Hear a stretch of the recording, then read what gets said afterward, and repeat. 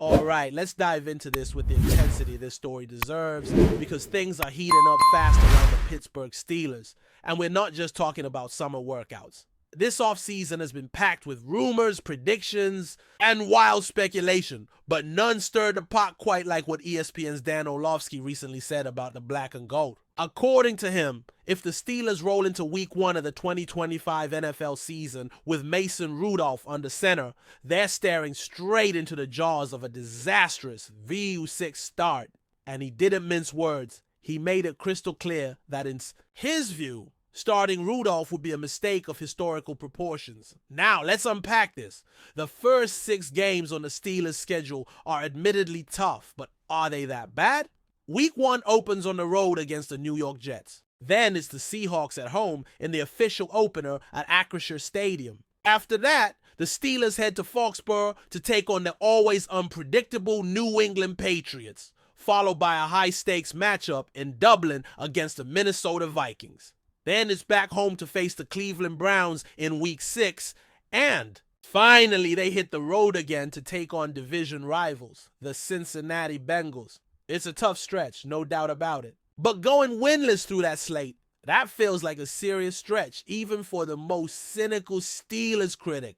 I mean, we're not exactly talking about a murderer's row of unbeatable powerhouses here. Yes, the Jets have built up a strong defense. The Vikings have offensive weapons, and the Bengals are always dangerous with Joe Burrow in charge. But the Patriots? A team still trying to find their identity post-Brady.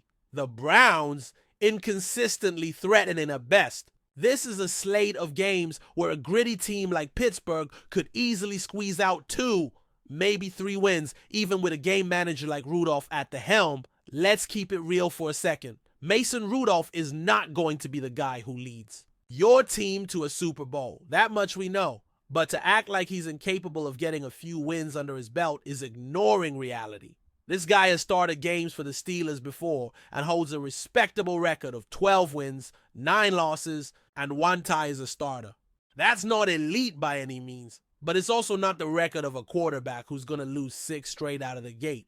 He's a backup, yes. He's not flashy, sure, but he's also not a disaster. The broader point Orlovsky might be trying to make is about ceiling, not just about wins and losses. Because even if the Steelers manage to crawl through the first stretch at own 500, there's still a lingering question. Can this team actually contend with Rudolph leading the Shiwei offense? And the answer most analysts would give is probably no.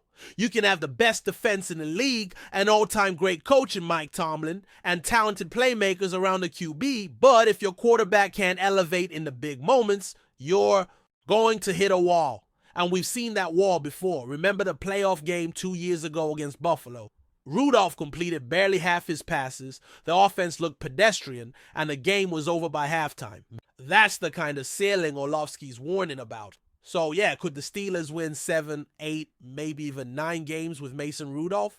Absolutely. They've done crazier things. Just a couple years ago, they hit double-digit wins while cycling through Rudolph, Trubisky, and a young Kenny Pickett. But was anyone scared of that team in January? Did anyone seriously think they had a shot at going to the AFC Championship? Not really. That's where the conversation shifts. This isn't just about surviving. It's about competing.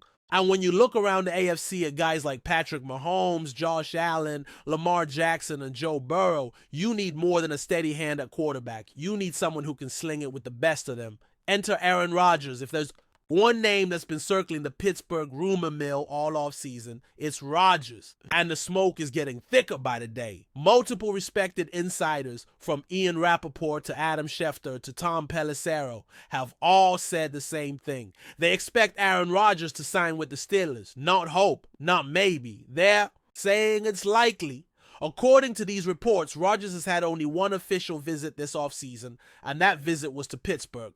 He's been in communication with head coach Mike Tomlin, has been working out in California with DK Metcalf, who, by the way, just joined the Steelers, and the team has been acting like they're expecting him to show up. And here's where it gets fascinating. Rodgers isn't in a rush. He never has been. Even back in his Green Bay days, he was vocal about disliking off-season programs. When the 2020 collective bargaining negotiations were going down, Rodgers was reportedly one of the loudest voices pushing back on mandatory off-season work. His stance was simple. Players shouldn't be required to do anything until August. So, if you're sitting there wondering why the man hasn't signed the dotted line yet, this might be the reason.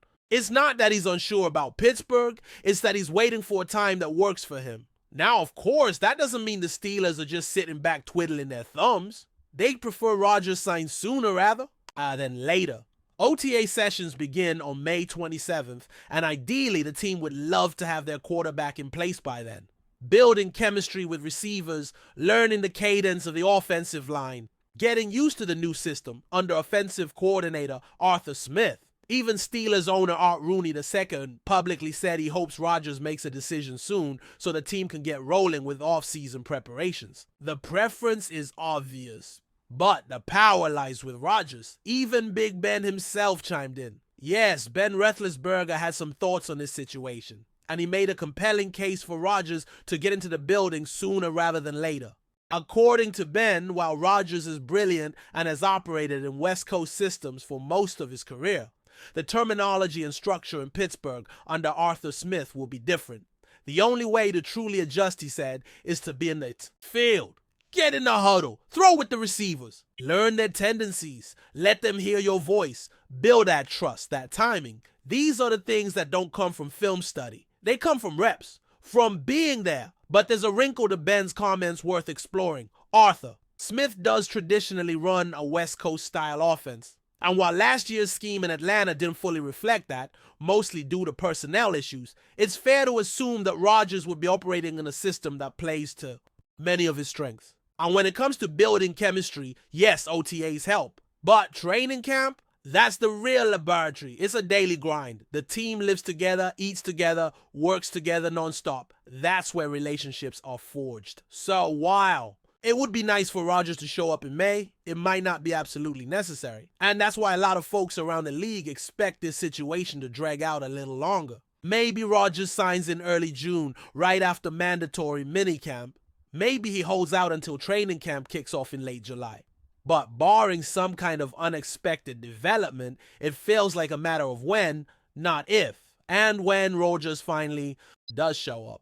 If he does, the expectations are going to skyrocket. Because with all due respect to Mason Rudolph, Aaron Rodgers is a future Hall of Famer. He's got one of the best arms in the history of the sport. He reads defenses like a chess grandmaster. And if he's even 75% of the player he was in his MVP years, the Steelers instantly become a serious contender in the AFC. Just look at what Tom Brady did in Tampa Bay at age 43. Or what Brett Favre did in Minnesota at the tail end of his career. When guys like this catch fire late in their careers, they're capable of carrying teams deep into the postseason. The question is, does Rodgers still have that fire? And will he bring it to Pittsburgh? Now, assuming he does, the Steelers are also going to have to figure out what to do with their current wide receiver room. That brings us to the next big storyline this offseason. How Pittsburgh views the guys they already have catching passes and whether they might go out and get more help. Because let's face it, the offense as it stands is decent. But if you're adding a quarterback like Rodgers, you want to maximize every route, every matchup, every play. And right now, there are still questions about how this group is going to shake out. Will DK Metcalf, the newly acquired physical freak of a receiver, be the alpha dog? How much does the team trust Roman Wilson and Calvin Austin III to step up? What kind of role will veterans like Robert Woods have, especially on early downs? And are the Steelers done making moves? Or is there one more surprise in store before the season kicks off? We're going to break all that down in the next segment. But first, let's just sit with this moment. Aaron Rodgers might be on his way to Pittsburgh. Mason Rudolph might still be the backup plan. And the first 6 weeks of the season might not be the death sentence that some people are making it out to be. But one thing's for sure, the next move could define the Steelers' entire year. So buckle up, but before we dive in, don't forget to subscribe to Steelers Nation Central and hit the like button on this video. Your support helps us keep bringing you the latest updates on the Pittsburgh Steelers. And don't forget to share your thoughts on the news in the comments below. Pittsburgh Steelers head coach Mike Tomlin has expressed deep concern over the team's underwhelming performance during recent training sessions, sparking worry among fans and analysts about what lies ahead in the upcoming NFL season. Known for his no-nonsense approach and high expectations, Tomlin has reportedly been alarmed by the lack of intensity, discipline, and execution from the squad as they prepare for what promises to be a fiercely competitive year. Sources close to the organization reveal that Tomlin has been vocal behind closed doors, emphasizing that the current level of commitment and sharpness is far below the standard historically associated with the Steelers franchise. With a reputation for toughness and resilience, Pittsburgh has long prided itself on being one of the league's most physically and mentally prepared teams. However, this preseason paints a different picture. The drop in performance is raising red flags across all units, from offense to defense and special teams. Coaches are reportedly struggling to instill urgency and focus in a roster that seems slow to find its rhythm. Tomlin, who has led the team since 2007 and never had a losing season, now faces one of the more daunting challenges of his tenure, igniting a spark in a group that appears to be lacking motivation and cohesion. Fans are beginning to share the concern, with many taking to social media to voice their frustration and speculate on the reasons behind the sluggishness. Some point to roster inexperience, others to lingering injuries or off-season distractions. Regardless of the root cause, Tomlin has made it clear that improvement must come quickly. With the regular season looming, the Steelers have little time to correct course. If practices continue at this low level, the franchise may face a season that falls far short of expectations. Tomlin's message is clear. The time for complacency is over, and only a dramatic shift in effort and execution will give Pittsburgh a fighting chance when the real games begin. That's it for this update. If you enjoyed the video and want to keep receiving exclusive news about the Pittsburgh Steelers, make sure to subscribe to Steelers Nation Central and give this video a like. We always look forward to hearing your comments and opinions. See you in the next video.